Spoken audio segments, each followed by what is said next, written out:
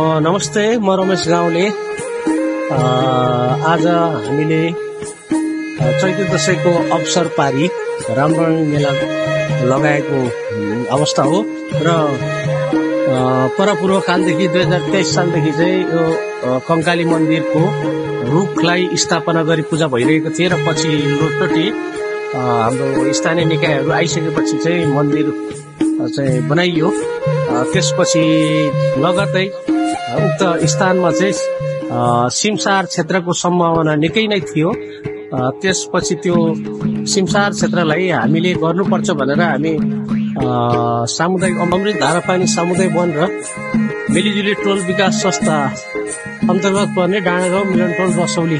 वासी र सम्पूर्ण अमृत धारापानीका उपभोक्ताहरूको समिति र सबैको राय सल्लाहबाट सिमसार क्षेत्र चाहिँ राष्ट्रपति सूर्य संरक्षणबाट सिमसार क्षेत्र खनिएको र यसैलाई अझ विस्तार र व्यवस्थापन गर्ने हेतुका साथ हामीले यो रामनवमी मेला आयोजना गरेको अवस्था हो र यो सिमसार क्षेत्रलाई हामीले भव्य र सभ्य रूपमा पर्यटन स्थल र वन्यजन्तु संरक्षणको लागि खानेपानी र स्थानीय किसानहरूलाई पनि सिँचाइको लागि पानी हुने भएकोले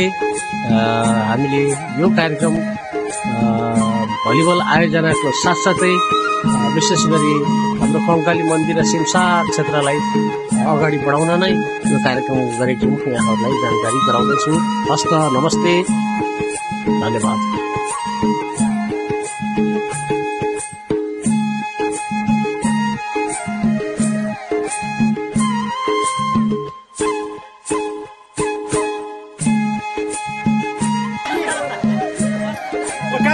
कालमा खोजिहाल्नु ल